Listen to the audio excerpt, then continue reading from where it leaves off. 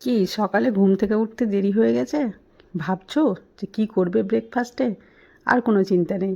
খুব সহজে অল্প সময়ের মধ্যে ঝটপট একটা ব্রেকফাস্ট তৈরি করে নিতে পারো। শুধুমাত্র ডিম আর 1 প্যাকেট গুঁড়ো দুধ দিয়ে। সবাইকে শুভ সকাল। আমার আরেকটি কুকিং ব্লগে তোমাদের সকলকে স্বাগত। তো চলো সকাল সকাল চলে যাচ্ছি আমি কিচেনে, তোমরাও চলে আসো। প্রথমেই একটা আমি কড়াই নিয়ে নিয়েছি আর সেটাতে একটা ডিম ফাটিয়ে দিয়ে দিচ্ছি। এখনও পর্যন্ত আমি কিন্তু গ্যাসের ফ্লেম অন করে এটা বসিয়ে দিইনি। এটা চপিং বোর্ডের উপরেই রেখেছি আমি। আর শুধুমাত্র ডিম আর গুঁড়ো দুধ দিয়ে তবু আবার 5 টাকা দামের একটা প্যাকেট এত সুন্দর একটা রেসিপি তৈরি হবে, তোমরা সেটা বিশ্বাসই করবে না না দেখলে। তো চলো ভিডিওটি স্কিপ না করে দেখো, আশা করছি খুবই ভালো লাগবে। ভালো লাগলে একটা লাইক করে দিও, বেশি বেশি করে শেয়ার করিও। তো এখানে আমি একটা ডিম দিয়ে করছি, তোমরা পরিমাণ একটু বাড়ালে ডিমের পরিমাণটাও বাড়িয়ে দেবে। তো দেখো একটা ডিমের জন্য আমি 1 প্যাকেট 5 টাকা দামের গুঁড়ো দুধ নিয়েছি আর 3 টেবিল চামচ চিনি নিয়েছি, স্বাদ মতো লবণ।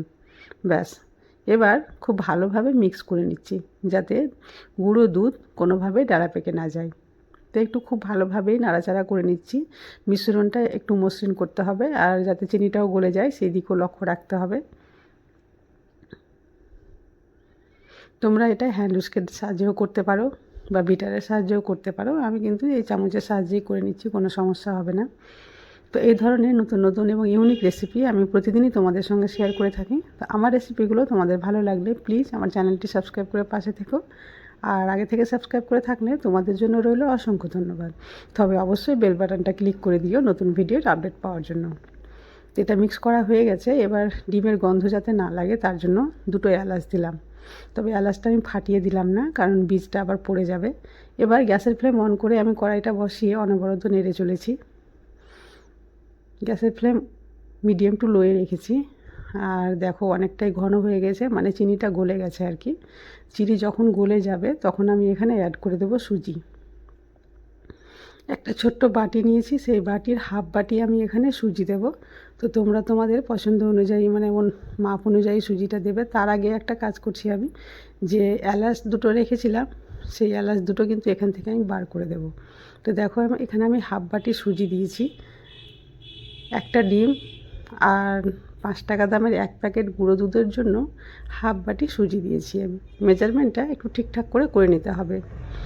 আর যেহেতু হাফ বাটি আমি সুজি দিয়েছি তাই আমি এখানে হাফ বাটি জলও অ্যাড করব। এবার গ্যাসের ফ্লেম আমি একেবারে লো করে দিচ্ছি। নাড়তে নাড়তে দেখতেই পাচ্ছ এলাচ 2টো আমি বার করে রেখে দিলাম যাতে এলাচের ভিতরের অংশটা না বেরিয়ে আসে। আর এভাবে নাড়তে নাড়তে দেখবে যে একটা ডোয়ের মতো হয়ে আসবে। যখন এটা সম্পূর্ণ ডো হয়ে যাবে তখন আমি এটা নামিয়ে নেব। তো দেখতেই পাচ্ছ অনেকটাই আগের চাইতে শুকনো হয়ে গেছে, এবার কিন্তু ডো হয়ে যাবে। আর গ্যাসের ফ্লেমটা এই পর্যায়ে আমি কিন্তু বন্ধ করে দিচ্ছি, কারণ কড়াইটা এমনিতেই গরম রয়েছে। গরম কড়াইয়ে একটু নাড়াচাড়া করলে এটা ডো হয়ে যাবে। আর খুব বেশি শুকনো করাও দরকার নেই, আর খুব বেশি কিন্তু পাতলাও রাখতে হবে না। ঠিক দেখতেই পাচ্ছ একটু চিটচিটে থাকবে আর এটা নামিয়ে নিতে হবে। তো চলো এবার আমি একটা পাত্রে এটা উঠিয়ে নিচ্ছি। একটা থালাতে আমি এটা উঠিয়ে নিচ্ছি। এখন গরম রয়েছে, হাত দেওয়া যাচ্ছে না, তাই একটু ছড়িয়ে দিচ্ছি। কিন্তু খুব বেশি ঠান্ডা করার দরকার নেই, ঠান্ডা করলে কিন্তু হবে না। আমি উপর থেকে খুবই অল্প পরিমাণে বেকিং পাউডার দিয়েছি আর দিয়ে দিলাম 2 টেবিল চামচ ময়দা। ময়দা খুব বেশি দিতে হবে না, 2 টেবিল চামচ দিলেই হবে। আর খুব ভালোভাবে মথে নিতে হবে। এটা সম্পূর্ণ ঠান্ডা করা যাবে না, ঠান্ডা করলে ময়দাটা এর সঙ্গে মিক্স হবে না। তাই একটু গরম অবস্থাতে এটা একটু মেখে নিতে হবে। দেখতেই পাচ্ছ কতটা গরম রয়েছে, হাতে সইছে না।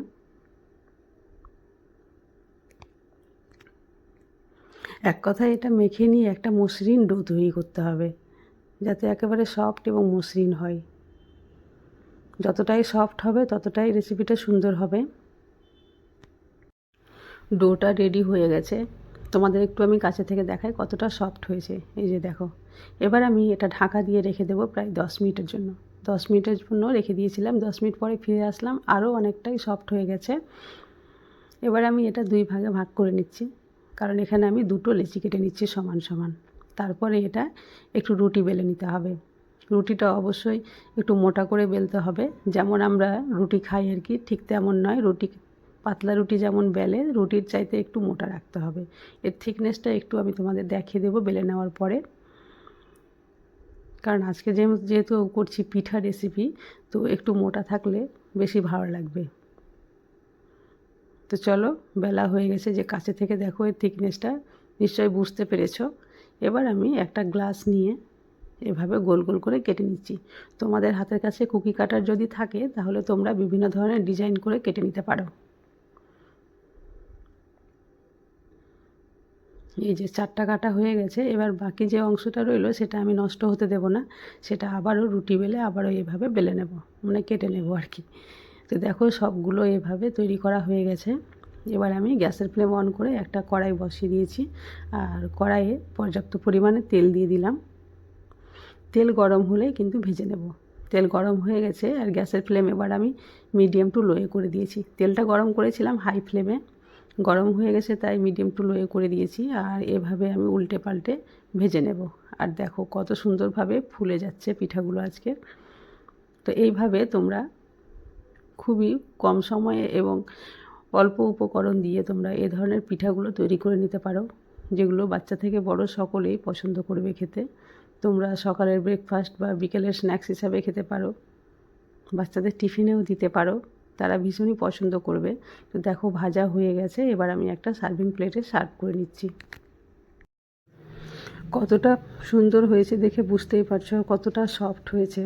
তো তোমাদের আমি একটা ভেঙেও দেখাচ্ছি, দেখো কতটা ফাঁপা হয়েছে। এই যে দেখো লেয়ারটা দেখো, তাহলে বুঝতে পারবে পুরো একেবারে ফুলকো হয়েছে। তো এইভাবে সফট এবং ফুলকো পিঠা তোমরা খুব সহজে তৈরি করে নিতে পারবে। আজ তাহলে এই পর্যন্তই, আবার আসবো অন্য কোনো ভিডিও নিয়ে। ততক্ষণ পর্যন্ত তোমরা সবাই সুস্থ থেকো, ভালো থেকো।